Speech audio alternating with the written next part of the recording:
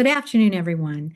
I want to begin by thanking Professor Shibley Telhami for inviting me to offer just a few opening remarks for this afternoon's Sadat Forum on Evangelicals, the Bible, and Israel. So welcome and thanks everyone for joining us. My name is Susan Rivera. I am the Dean of the College of Behavioral and Social Sciences. And today's forum is co-sponsored by the College of Behavioral and Social Sciences and the Anwar Sadat Chair for Peace and Development. Through the Sadat Forum and the Sadat Lecture, the Sadat Chair has a long tradition of fostering informed public dialogue on some of the most pressing issues of our time and hosting prominent scholars and international leaders for nearly 3 decades. So, as is the case of the forum today, the timely subjects addressed are often enhanced by accompanying empirical research carried out by the Critical Issues Poll that Professor Telhami leads. So some of the issues tackled are often also engaged through our Sadat Arts for Justice and Peace program, which is a multidisciplinary program that has expanded in the past 2 years to include short film, poetry, and music, in addition to 2- and 3-dimensional art. And through these programs, BSOS and the Sadat Chair bring academic research, public engagement, and creative expression together in meaningful and I think really amazing ways.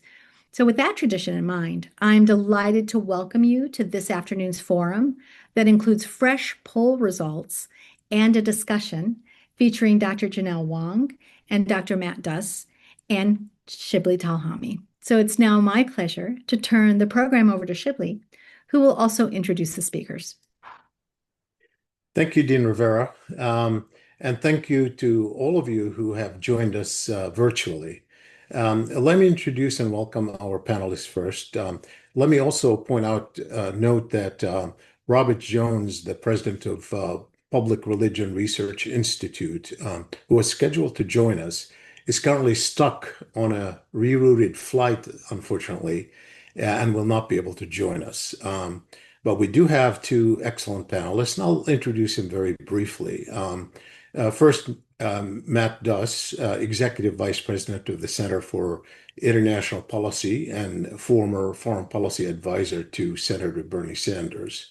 Matt is a prolific, well-informed, insightful analyst of American foreign policy, especially toward the Middle East, including the role of evangelical Christians, which is partly informed by his personal experience growing up in an evangelical community. Welcome, Matt. Good to have you join us. Thanks very much.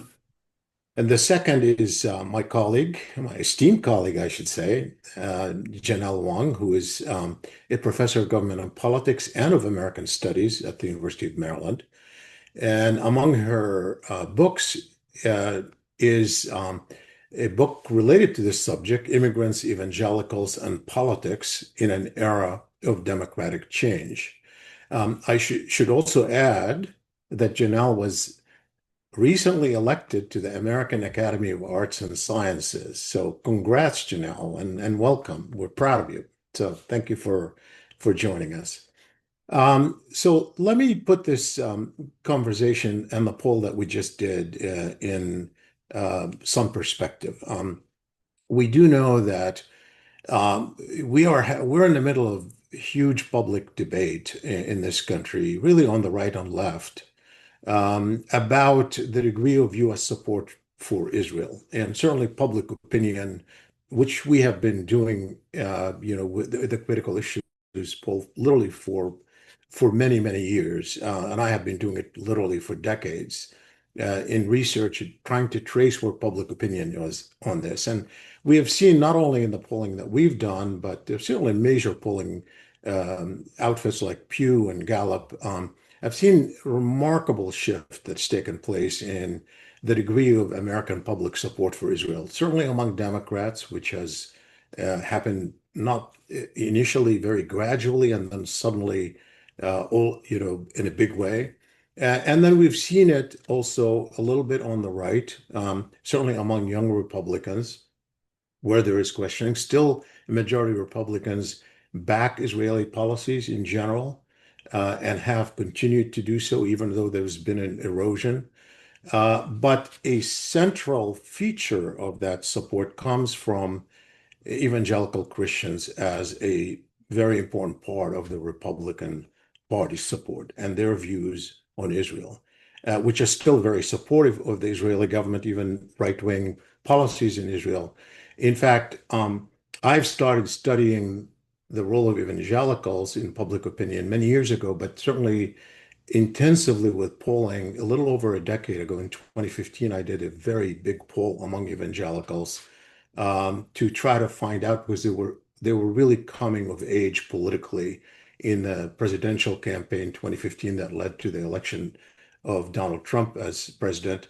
And during that period, I had done a lot of polling on American public opinion toward the Israeli-Palestinian issue and found for the first time in 2 decades before, a major polarization taking place between Democrats and Republicans on support for Israel, with Democrats being less and less supportive of Israel, but Republicans going more and more supportive of Israel, in large part because of the bigger role that the evangelicals were beginning to play, and their insertion of that issue in a big way into the Republican Party. We started seeing it, and it wasn't just it is actually supportive of a right-wing Israeli government headed by then Prime Minister Benjamin Netanyahu, to the point that I did two articles at the time. One article actually was in the Washington Post, a monkey cage, in which I argued. I had a title of how to almost eliminate the partisan divide on the Middle East. And I said, if you put aside the evangelicals out of the Republican Party starts looking more like the rest of the population on this issue. So clearly, the evangelicals were swaying the party along this way at the very same time that they weren't just swaying them in favor of Israel, they were swaying them in favor of a right-wing Israeli government. In fact, Benjamin Netanyahu was extremely popular. I did another article in Politico at the time showing that Benjamin Netanyahu was as popular as Ronald Reagan among Republicans, mostly swayed by the evangelical strong feeling toward him. So you had this shift that had taken place, and I started tracing it. Now, since then, a lot has happened in Democratic and Republican politics, including a somewhat decline in the numbers of evangelicals. We've seen the percentages in relation to other groups, and also young Republicans, young evangelicals have started being less supportive of Israel. We've traced that before, and we see that in even recent polling as well. But still, they are very supportive of the right-wing government in Israel, and they are arguably the most supportive, certainly more than Jewish Americans, of the right-wing government of Israel. You find that consistently, to the point that some members of the Israeli government have suggested making the evangelicals the cornerstone of support rather than Jewish Americans. So we've looked at that, and the question has always been, what is the source of this support? Is it really elite, guided, leadership guided support, or is it really built-in grassroots faith emanating from religious beliefs in the Bible that is often invoked? And clearly, that's an issue that we tried to probe for the first time in this particular poll. And I'm going to put some of the questions related to how evangelicals and other Christians interpret the role of the Bible in their views of Israel. So that's really important. But I want to say one thing before we start, and I put these questions on and summarize the answers and then open it for discussion. I want to say that uh, my own view, and that I've argued, I've written about before, that the legitimacy of states in international politics is mostly derived from their membership in the United Nations and is divorced and unlinked to the narratives about that groups have, whether they're religious narratives, whether they're nationalist narratives. These cannot be the basis of legitimacy in international politics because we have a modern state where sovereignty is linked to whether or not you're admitted to the United Nations. It's as simple as that. But narratives matter to group behavior, individual behavior, and clearly those issues matter for the way evangelicals explain the degree to which they support Israeli policies. So we, in this particular poll, we designed some questions specifically about their interpretation of the Bible and its link to Israel, as well as their views of particular political leaders that are prominent, nationally prominent, at least in they're visible, I should say, rather than prominent, perhaps. So I want to share the results first, and we'll have a conversation. I'm going to start with three questions specifically related to the way evangelicals and other Christians interpret the Bible. This, by the way, you will see on the bottom of the slides when we put them out there, is a poll that was conducted last month in May with Ipsos among 1,377 American adults with an oversample of evangelicals. And so the methodology is obviously on our website that you can find. But let me start first with the three questions that we asked about the interpretation of the Bible and its link to Israel, and then go to two more questions, one about how evangelicals and other Christians view values and how they evaluate some of the prominent leaders that are out there in the debate. So let's start with the first question that we put out, which is how much does the Bible shape your views of the modern state of Israel and its leaders? A very straightforward question.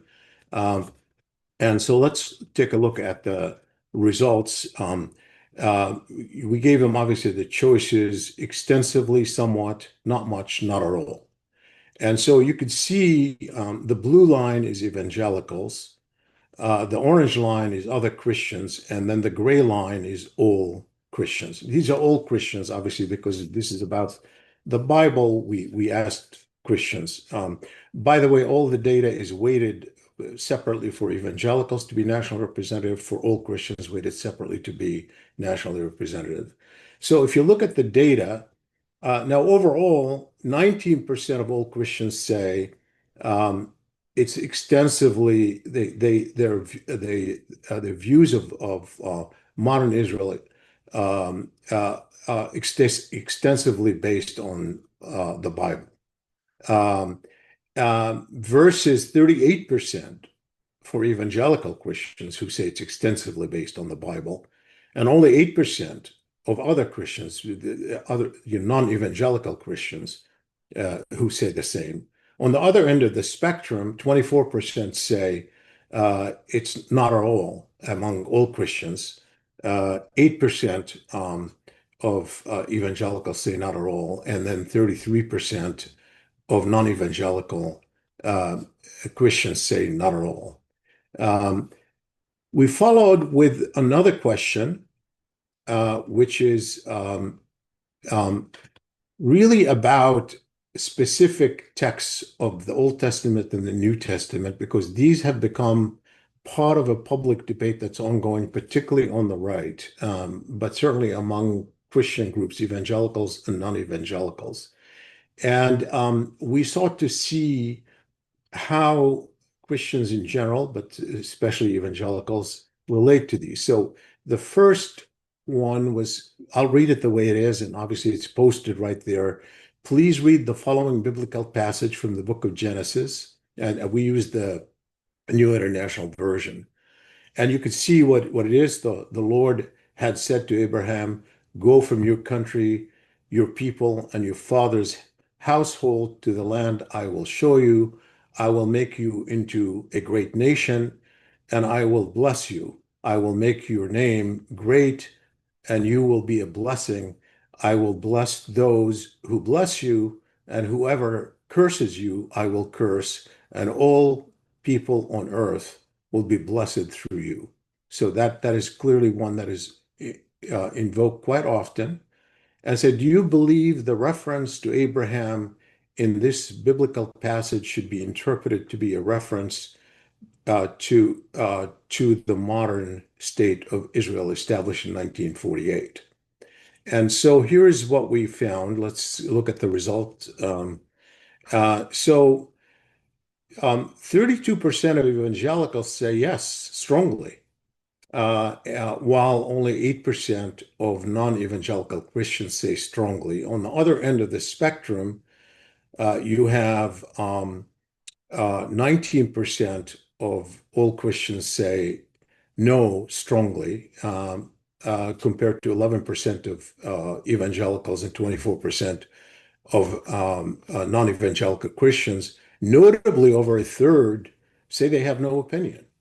And that includes 40% of non-evangelical Christians. So, so there is clearly a link in people's mind, particularly if you take into account the not strongly, which, still matters.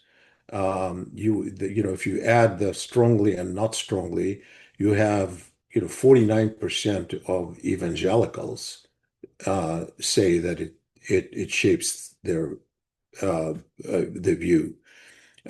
So then we followed up with another question, which was really about a New Testament passage that is often referred to from Galatians. Please read the following passage from Paul in the New Testament's book of Galatians.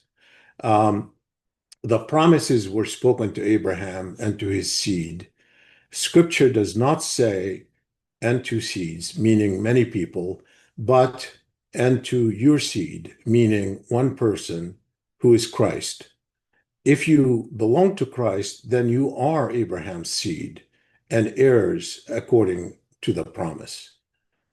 Do you believe that the original covenant God made with Abraham to bless him and his nation was transformed after the life and crucifixion of Jesus to mean blessing all those who follow Jesus Christ?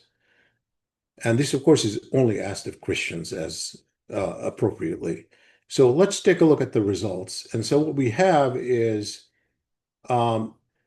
63% of evangelical Christians say yes strongly, and 26% of non-evangelical Christians say yes strongly.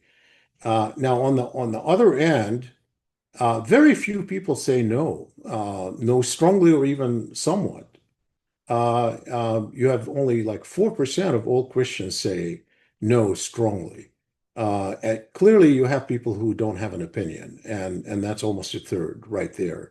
And that's interesting on all these questions that you have a significant segment that doesn't really think about it. And let me show you the comparison of those two questions, the Old and New Testament, and take a look in comparison to each other. I mean, you look at particularly with the evangelicals, the non-evangelical Christians vary a little bit because they feel more strongly about the New Testament passage than the Old Testament passage for sure. 26% feel strongly on the New Testament passage, and 8% feel strongly about the Old Testament passage. But the evangelicals, it's really remarkable in a way because you have double the numbers who say, 63% say they feel very strongly about the passage from Galatians, compared to 32% who say they feel very strongly about the passage from Genesis. So that's kind of interesting. I'm going to pause here because I want to, all these three questions are related specifically to the how they interpret the Bible and the relevant passages. But I want to open it for discussion and then come back to the other two questions and discuss those separately. So let me start with you, Matt. Again, welcome for joining us. I'm glad you're here. I know this is an issue you've thought about. Not only you thought about it intellectually, and it's been something that is, you've written about, talked about, um, uh, but it's something that you are very familiar with. You've lived with, and so I wonder, what is your reaction to these findings? Well, first of all, let me say thank you for inviting me to be here. Really glad to be part of this discussion and this really interesting data. Also, I'll apologize. I'm just getting over a cold, so if I have a little bit of a cough or my voice is a little bit rough, that is why. Um, so yeah, I will say I'm not exactly all that surprised. I mean, this is, I think this view of the verse you mentioned, that famous verse from Genesis, the promise to Abraham, is one that's often brought up, especially by evangelicals, as a kind of justification for their strong affinity with the state of Israel. I think the question of is there a connection between the modern state of Israel and the ancient people of Israel is a very interesting one, given, one has to wonder how would they feel had the founders of what became the state of Israel chosen a different name for that country, as they did consider. I mean, how would that have worked out?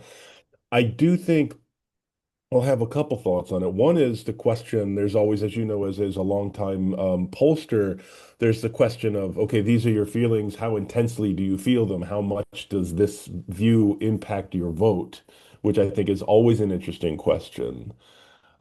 Because again, if we're talking about evangelicals who tend to skew conservative, many who overwhelmingly supported Donald Trump, I think back in the the 2016 primary, when Donald Trump, among the various sacred cows that he gored, the various heresies of Republican foreign policy that he uttered, was this idea that, oh, I'm just going to be a much more even-handed guy toward Israelis and Palestinians, going to see if we can make a deal. Though obviously he shifted in a much more pro-Israel direction just shortly after being elected, taking office in 2017. But you didn't really see evangelical support, slip all that much when he was proclaiming a more even-handed position. And this suggests to me that while, certainly there is a very energetic and very vocal hardcore of evangelical support, that the broad numbers of affinity for Israel that you're seeing, they're not kind of rating that as high as many other issues, that impact their vote, which is to say Donald Trump was offering a bunch of other things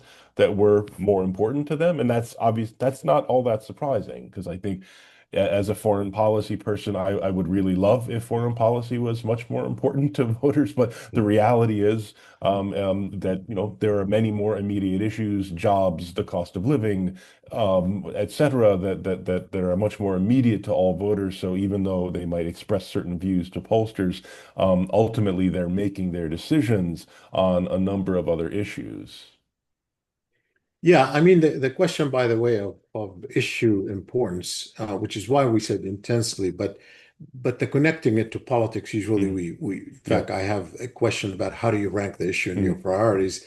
Mhm. The interesting thing about foreign policy is that it's become a pocketbook issue. I mean, for Mhm. example, if you look at the why the Iran war Yeah. issue has become, it's not because we have had a huge losses. Fortunately, the United Mhm. States has not had too many casualties Yeah. anyway, but still, by the scale of wars typically Yes. that push public opinion in a different direction, Right. that's not what we've had. But people connected it to their pocketbook. They Well, connected it to right. their home. So these issues, including the Yeah. one related to Israel, have been more deeply connected over the past 2 years, to the values Yeah. that they espouse, as well as to the interest that hit at home. So Yeah. the question is whether there is this link in ways that we had not seen in the past, Yeah. which is generating, raising these issues in the Yeah. priorities of the public overall, including evangelicals. Yeah, I think that those are fair points. I would say just with regard to Iran, as opposed to some other, conflicts and interventions, is just because, Iran had closed the Strait of Hormuz, this was being felt much more acutely and much more quickly than perhaps some other conflicts. But going back to your point, a very good one about how it's become a foreign policy issue, but also a political issue. I mean, just anecdotally from my own experience growing up in the 1980s, um, you know, when I grew up in an evangelical church, there was a kind of, kind of an understanding that reflects the polling that you showed. Yes, the modern state of Israel is a reflection of the promise that was made to Abraham. It is evidence of God's continuing to work in the world and fulfill his promises to his people. but it wasn't really the kind of hardcore sort of, Pat Robertson, John Hagee understanding of just chapter and verse. I think that was starting to come along. I mean, that began, I think, in the mid 70s, but it became much more of an overtly partisan political issue through the course of the 1980s and into the 90s. Um, in part because of the leaders I mentioned, but also because the right-wing Israeli government of Menachem Begin very famously made a decision to invest in their relationship with conservative evangelicals, understanding that this could be, while they were going to potentially have some issues with liberal democratic American Jews in terms of differences in policy, that the American conservative evangelical constituency was one that they could possibly depend. Yeah, uh, good point. And I think that dating back to that period, I mean, it's as you know, I've been doing work related to the rise of the moral majority back in the 1970s during Menachem Begin's time, and it's fascinating the extent to which there was very active recruitment taking place at that time, particularly with Jerry Falwell, who was certainly one of the key players in formation of the moral majority at that time.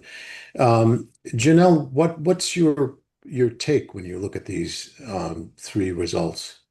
Yeah, thank you so much for having me. And I appreciate this exploration of the connections between the modern state of Israel and interpretations of the Old and New Testament. I'm not an expert on this topic, but these data did prompt me to look at different interpretations of the Bible between Jews and evangelical Christians. And so you probably know earlier Pew Center Research Center studies done in 2013, 2014 already showed that white evangelicals were more likely than Jews to say that God gave the land of Israel to the Jewish people and to oppose territorial compromise. So this is, based on the interpretation in Genesis that you highlight.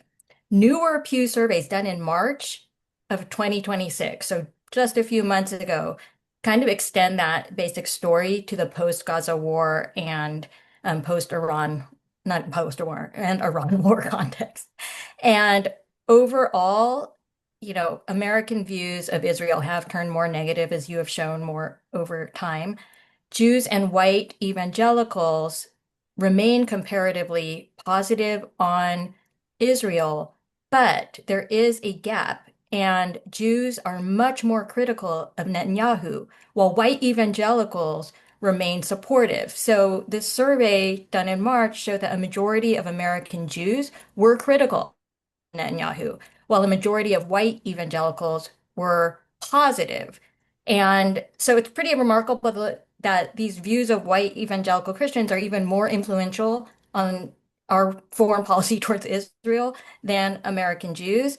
And finally, on the Iran war, a recent PRI survey showed that with regard to this, I agree, unique aspect of US foreign policy, this kind of weird pocketbook issue, white evangelicals are the only group with majority support for Trump's handling of the war in Iran. No other group, no other Protestant group, no other Christian group, including Black and Hispanic Protestants, is supporting those actions.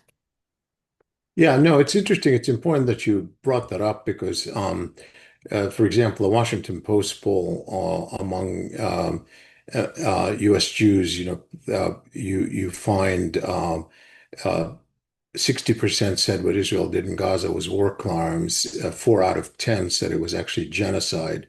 The numbers on the evangelical side, certainly the old evangelicals, completely supportive, and they say it's justified action. Not the younger evangelicals, according to our polls, younger evangelicals said it's unjustified action, but older evangelicals, over 35 evangelicals, said it was justified action. Very, very different kind of, which is why I think. Some members of the Israeli government have said, let's make the evangelicals more our core support than Jewish Americans for sure. Um, Matt, though, despite all of this that related to the Old Testament, when you look at the passage in Paul, And someone as someone who grew up in an evangelical community, I mean, that says basically that that Jesus transcended the literal meaning anyway, because I mean now it's all the followers Hmm. of Jesus are the one that are being blessed. So in some ways, isn't there a contradiction? And that's overwhelming Hmm. among evangelicals. It's actually kind of rather interesting to see how overwhelming it is among evangelicals. So how do you Yeah. square the two? Yeah, I don't know if I'd see it as a contradiction. And again, even with among evangelicals, I think there might be a range of views here. But the way I might explain it is you can take the verse from Genesis and the verse from Paul in saying that, after the crucifixion and resurrection of Jesus Christ, the covenant was then opened to anyone who believed in Jesus, and that kind of chosenness is now available. That doesn't mean that you now don't have to be supportive of the children of Abraham. It's just we all get to be the children of Abraham by virtue of accepting Jesus Christ. Yeah, and also one of the things that we found in the data, which I could display later if need be, but that when you look at the younger versus older evangelicals, you have somewhat fewer, somewhat fewer younger evangelicals actually say they strongly feel on either one, the Old Testament, the Mhm. New Testament, they feel as strongly about it as older evangelicals. So Yeah. we do find a change. I'm just curious, by the way, before I get to the next questions, just to you, Janelle, whether part of that, I mean, one of the things that I had wondered about, and I haven't really, I don't have good answers because I don't have good empirical answers yet, but there were some indications, for example, why younger evangelicals were having the you know less support for Israel than their older ones. And I speculated mostly was demographic shift because at least in the samples that I had, we were having a larger percentage of non-white evangelicals among the younger people. And I speculated that that could be, we didn't have enough to be statistically significant data, but there was an, certainly might go with your analysis of what the demographics are. What are your thoughts? Is that possibly something that's taken place demographically that's shifting opinion also? Well, thank you for sharing you did show the breakdown by race of evangelicals. Some of us have that, and I'm sure some of it will be in the report. And so we do see that evangelicals of color, Black evangelicals, and Hispanic evangelicals look different. They're not radically different, but they are much more moderate on these interpretations. And that does, I think, go along with overall demographic change. So the white evangelical demographic change in this country is completely fascinating because they are shrinking rapidly, and this has been the case for a while. So in the 2000s, early 2000s, they were about 20%, a fifth of the US population. And today they're more like a seventh. So they're about 13% of the US population. And so the only place that they can really recruit from are evangelicals of color, but their political views are pretty different. So even as the white evangelical population share shrinks, they continuously, and Robbie would say this if he was here, punch above their weight in terms of electoral politics because they vote at extremely high rates. So today they are still 20% of the electorate. That, let me put that in a different way. So they remain the GOP's core religious base. They make Yeah. up about a third of Republicans, right? And in 2024, about 8 in 10 white evangelical voters backed Trump, 80%, and they supplied a quarter to a third of his total national vote, depending on how you count these numbers. So that is so remarkable. If we want to look at how to increase political participation, there's the perfect sample because they have shrunk and they have almost maintained their outside kind of in American politics, but you do to some potential areas of change and transformation as their ranks become more diversified. That's a great point, really, and I think it's very important. Again, connects to the thought about the electoral consequences and the political behavior, which is really important.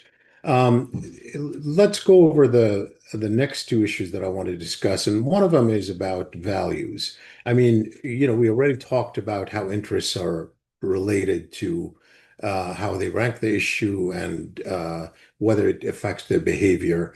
In this particular case, we asked the following: how um, how much, if at all, do the following describe your values? Judeo-Christian values, Christian values, American constitutional values. And let me tell you kind of why. Also adding constitutional values, which is important. Let me just say that back 2 years ago, I did a poll and I actually wrote about it in an article in Politico, showing that most Republicans, even by virtue of the overwhelming support among evangelicals, in fact, three-quarters of evangelical Republicans wanted to declare the United States a Christian nation. And at the same time, when you ask them, is that constitutional? The majority said, no, it's not constitutional. So you look at the prioritizing and you realize that's how they're evaluating their, the Christian values are coming first. And I wonder whether they would feel the same way, particularly if you look at how other groups, non-Christian groups, look at the possibility of declaring the United States a Christian nation. So we have asked this in each individually rather than comparing them to get a sense of the extent to which these values reflect their views. Let's look at the results. So I have them together so you could do a comparison. The one above, as you could see, is Judeo-Christian values. The one in the middle is Christian values. And the one at the bottom is American constitutional values. So what you find is that with Judeo-Christian values, 25% of evangelicals say completely. It completely describes their values, and another 31% somewhat describes their values. In contrast with much lower numbers, certainly for completely among non-evangelical Christians. And on the other end, you have 30% of all Christians saying not at all, including 22% of evangelicals. So the evangelicals, in some ways, on the extreme ends, are actually divided. When you put Christian values, you have a majority of all Christians, 51% say completely, 72% of evangelicals. And then on the other end, really very few who say not at all, of all groups, but especially evangelicals. And then American constitutional values, interestingly, it it also gets a good number if you look at the somewhat, mostly in the somewhat area, but the completely, 35% of evangelicals say completely, as opposed to 25% say Judeo-Christian values. And but you have, nearly 10% who say not at all constitutional values. So obviously they fall more on the middle, the Christian values being priority. All of them are somewhat important, at least, because you look at it and you add the Judeo-Christian, if you add the completely, describe their values and somewhat describe their values, you still have 48% of all Christians who say that.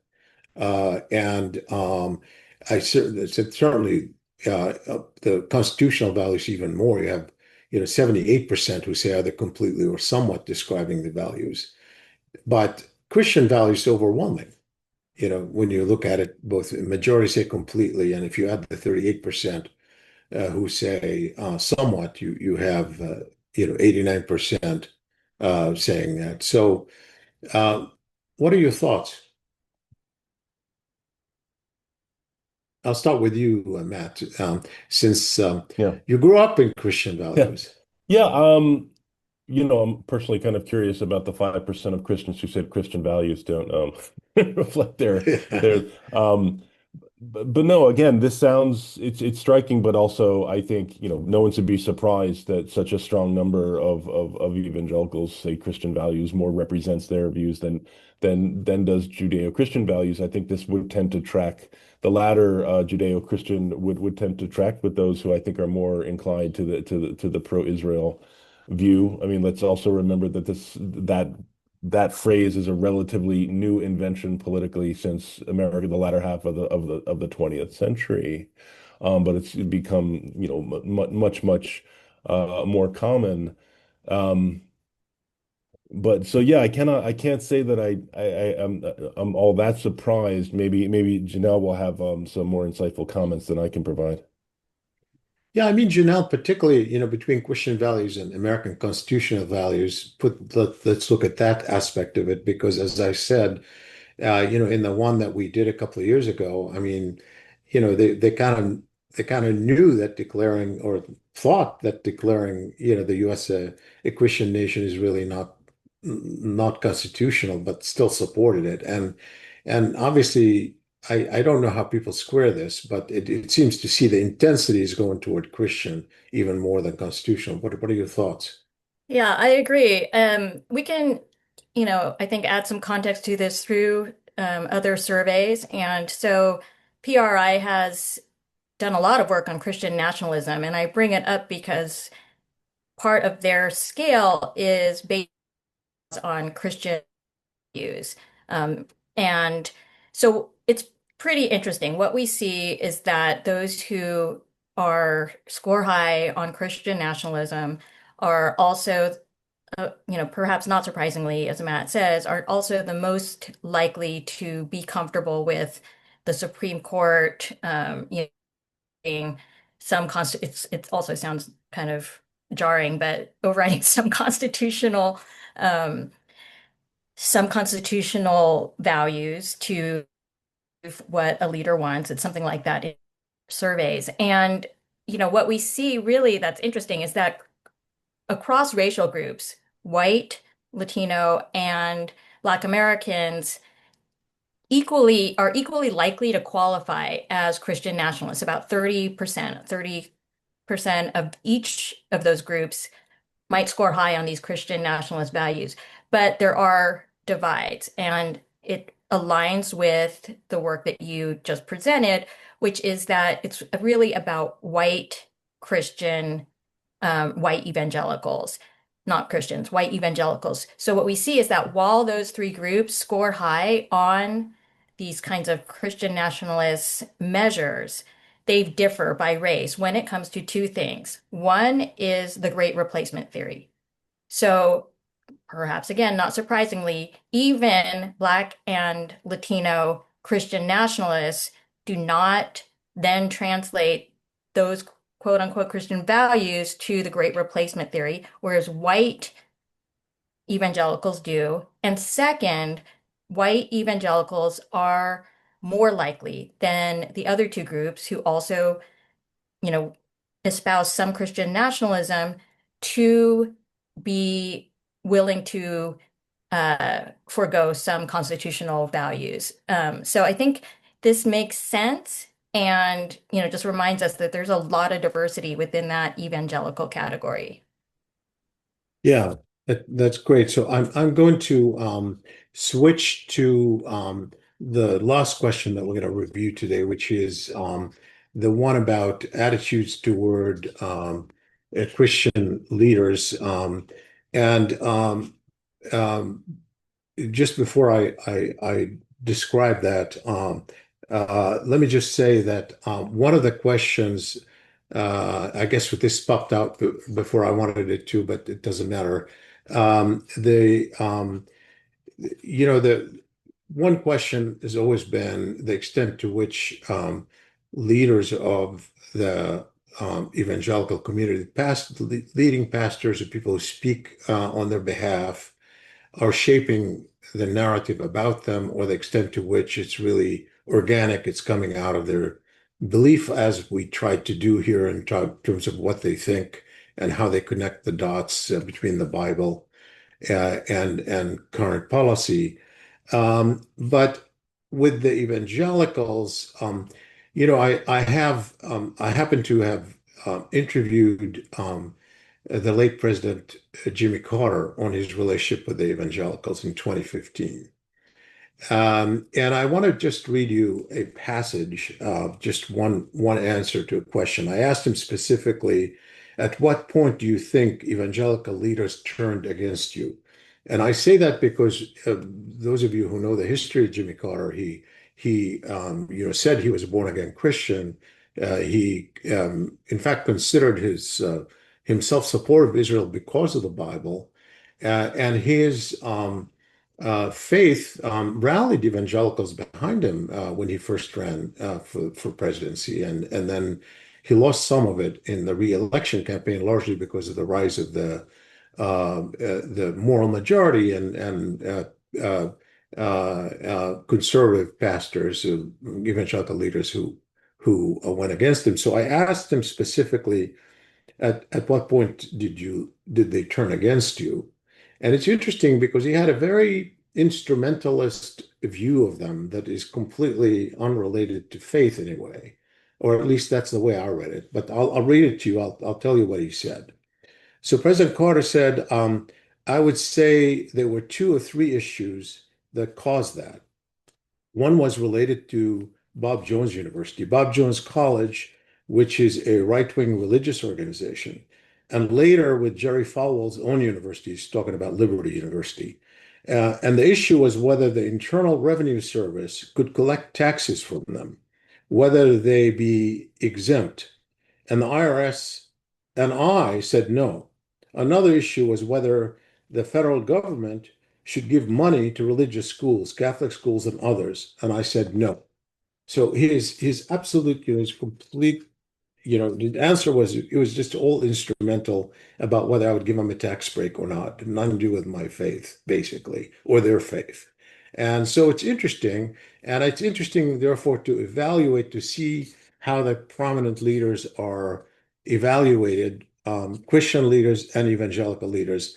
I started with Pope Leo and Billy Graham, the late Billy Graham, and I specified to remind them that he was actually not with us anymore, because I thought those two would be the best known, and probably the most, because with Billy Graham too, well, he's considered to be evangelical leader. His influence went way beyond evangelicals per se as Protestants. So I wanted to use these as kind of a measure. So I gave him several leaders to see how they view them, whether they view them favorably or unfavorably, or had no views of them.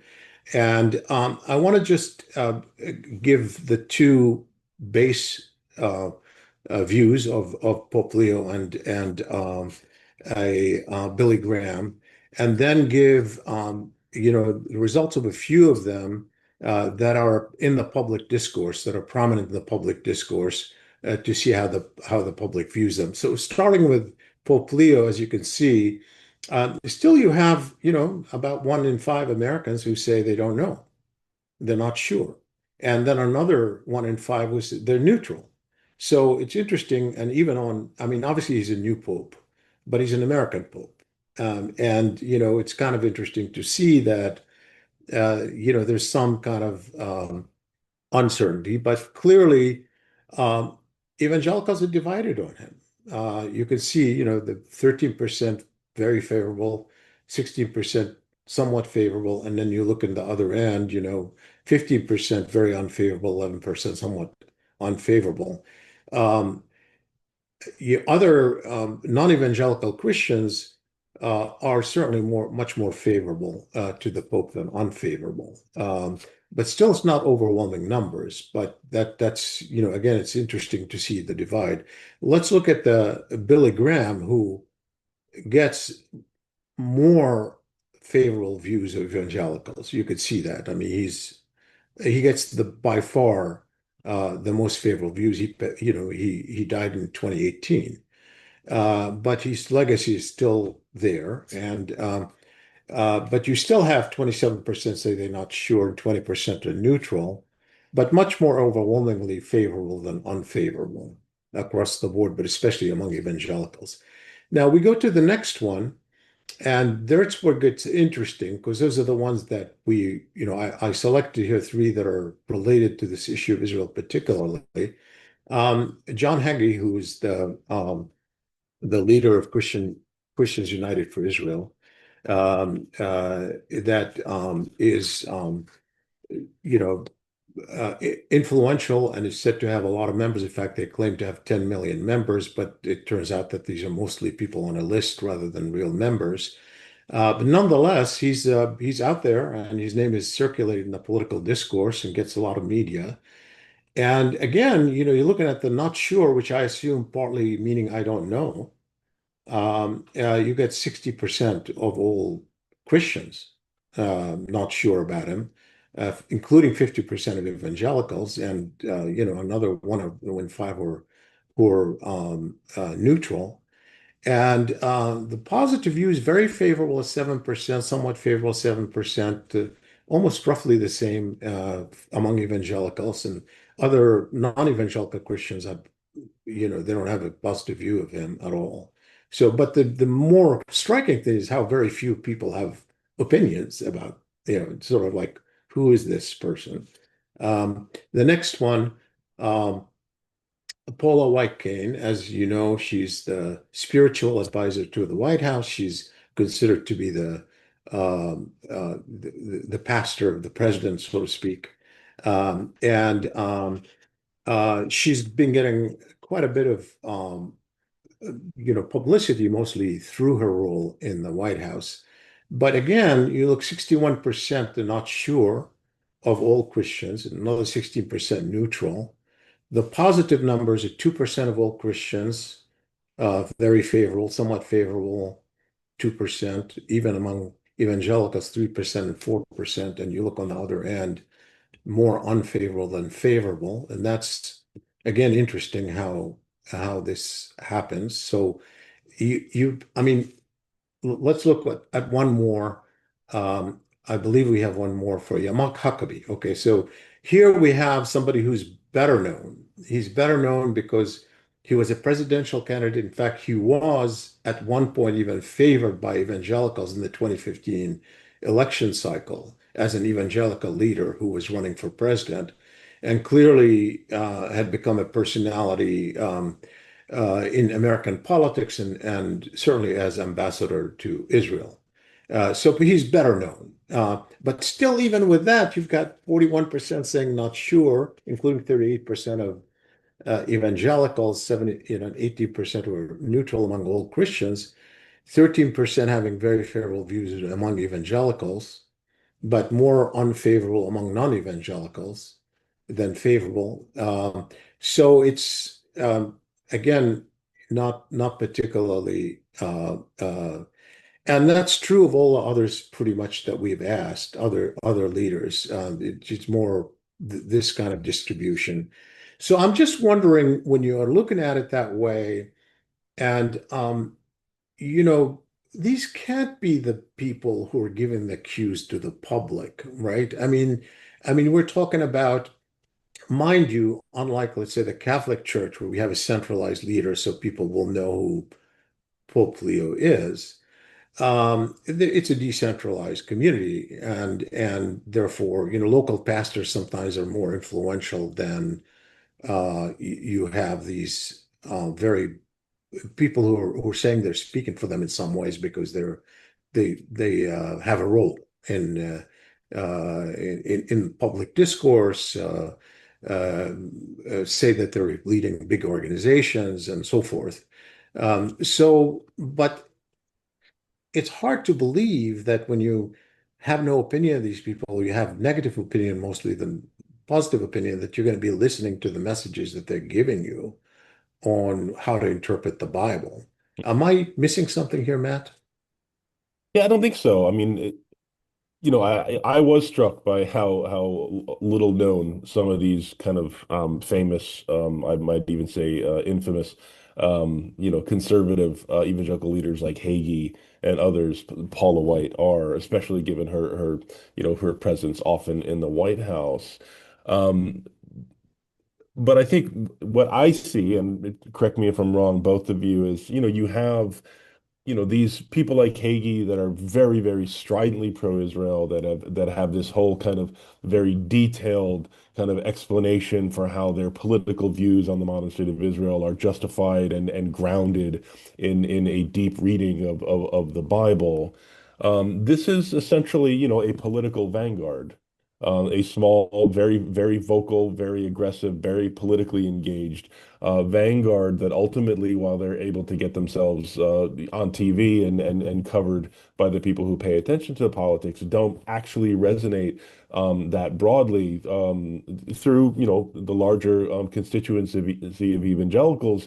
And while I did find those numbers striking, I will just, again, from my own experience, I mean, one of the things I think it's important for people to understand about, American Christians and evangelicals' views of Israel is that a lot of it is just kind of, not based in a deep, and again, this is not an insult for anyone. I mean, there's only so many hours in the day, and the amount of hours you can spend reading about the history of any one region is limited. But I do think what's important to understand is that American Christians, or Christians in general, are raised with the Old and New Testaments. They have an understanding culturally and religiously and socially of a history of the Jewish people in Israel, and they bring that to bear on their perceptions of the modern state of Israel. That's not a judgment on those political views. I think it's just important to understand that they are inclined to identify with a particular narrative in the Israeli-Palestinian conflict, not because they are bear any necessarily ill will toward the Palestinians. Is that that is just not a narrative that they have been exposed to. And again, speaking for myself here, I grew up with the Old Testament, grew up hearing the stories from the Bible, the stories of Abraham, Isaac, Jacob. This was very much part of who my religion and my community. And it wasn't until later, although interestingly, I would say it was when I attended a few years at a Christian college where one of my evangelical professors of the Middle East kind of clued me into the fact that there was so much more to learn about this region, and it kind of worked with me, and that was a key point in my own views. But I would say that a lot of the views that are expressed in the polling that you've done, I think is can kind of be explained with that. Yeah, Janelle, any thoughts on that? The leaders? I mean, I think these data for Trump's status because these other leaders don't hold a candle in terms of favorability or even name recognition among this particular group that you focus on here, white evangelicals. And, you know, PRI did a similar kind of survey, and they found that Americans hold more favorable views. Americans in general hold more favorable views of Pope Leo than President Trump by a pretty wide margin. But Republicans and especially white evangelicals were more likely to view Trump favorably than the Pope. No other religious group pattern, no other group in America. So, I think that's important. Second, I was thinking about this, and really the politics can go both ways. With regard to evangelical leaders and their connection to the rank and file, I'm now, after pondering it a bit, not as surprised in terms of the disconnect between knowledge, about these leaders among the rank and file with Hagee or Paula White, even though we see it all the time.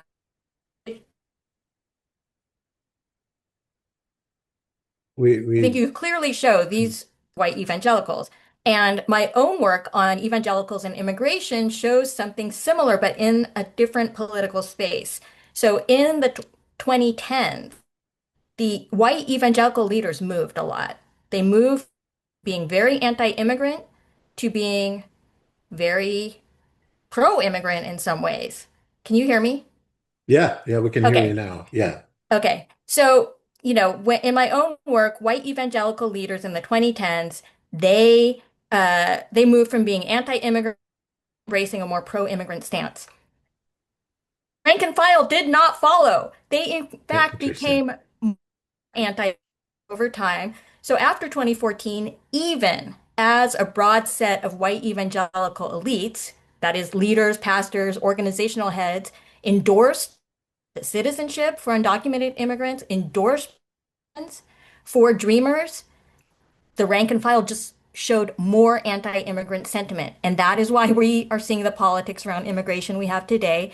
And really what your research and this study shows is that the rank and file do have independent agency, and that is clear with the direction we're seeing this country moving today.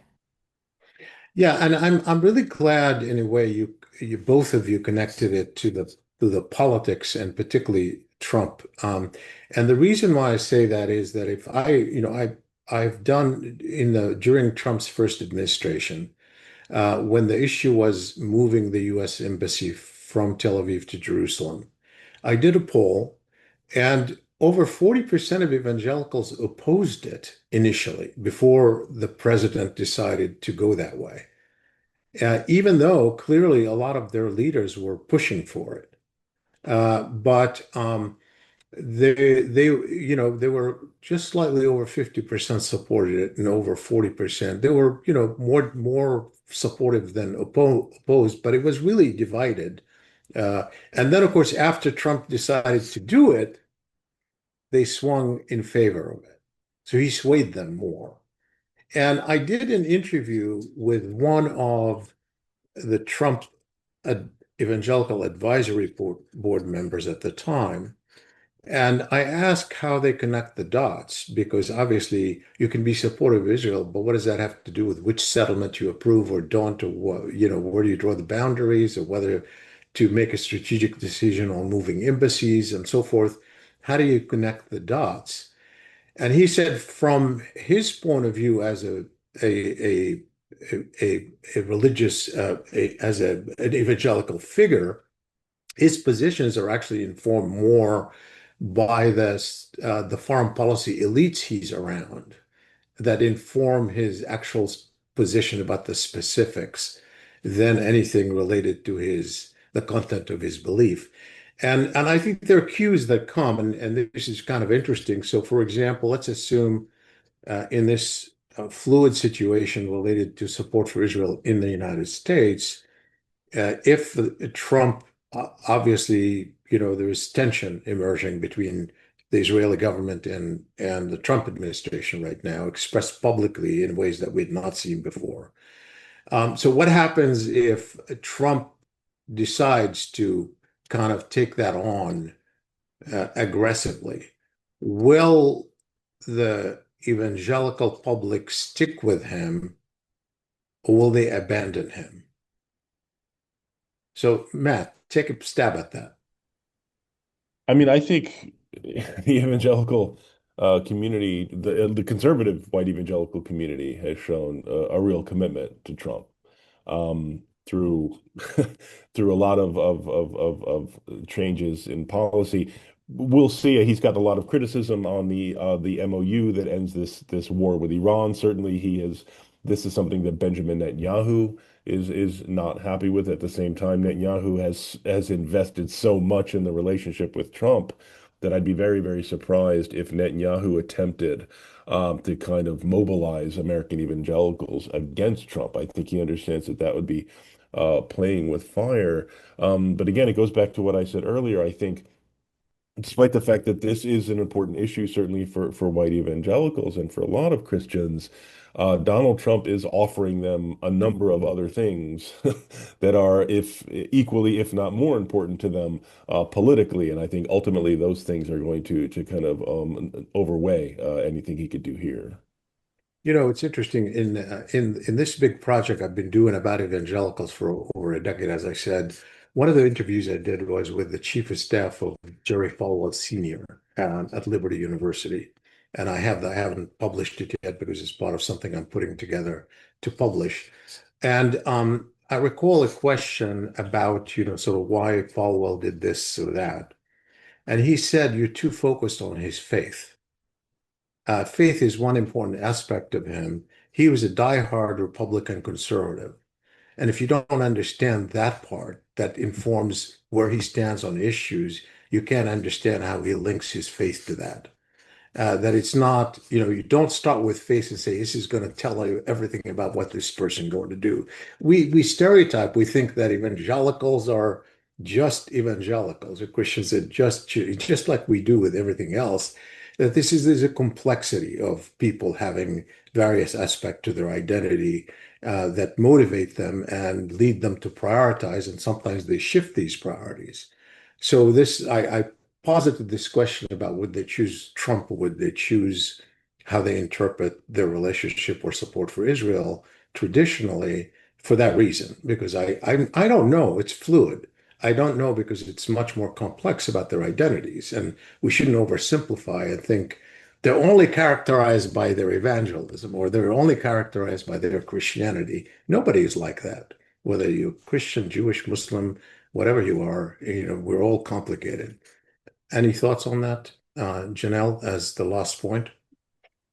I am just going to back up what you just said in terms of people's faith is one component, and the work I've done shows evangelicals of color often exhibit more likelihood to pray, more fundamentalist beliefs. They're in some ways more evangelical than white evangelicals, but their politics look so different. So that really shows you there's a coupling here of both religion and race. Second, on the Trump versus Paul, will they abandon Trump um, if he shifts positions? Trump also, takes up the positions of the rank and file sometimes. So really, it was the rank and file that was very anti-immigrant before Trump, and it has sort of supercharged in both directions. But I think he's also taking some cues from the opinion of the rank and file. That's interesting. So I really thank you for joining me to review these results and to offer your thoughts. This is an important subject that's unfolding. I think that as you both pointed out, evangelical Christians are the cornerstone of the voting Republican public right now. There is a transformation taking place, certainly among young and old. There's also demographic shift that's taken place. We don't know how it's going to unfold. They're still in on this one issue. They clearly care, and many of them connected to their faith, and they connected to the Bible as they understand it, more to the New Testament, the Old Testament, but really to both. And it clearly resonates to them in the way they express their values. And so it's an animating issue. It's not something that's going to disappear, but it's a fluid environment. We're all watching it, and we'll continue to measure it through our polling to see how it's changing. Thank you so much for joining us.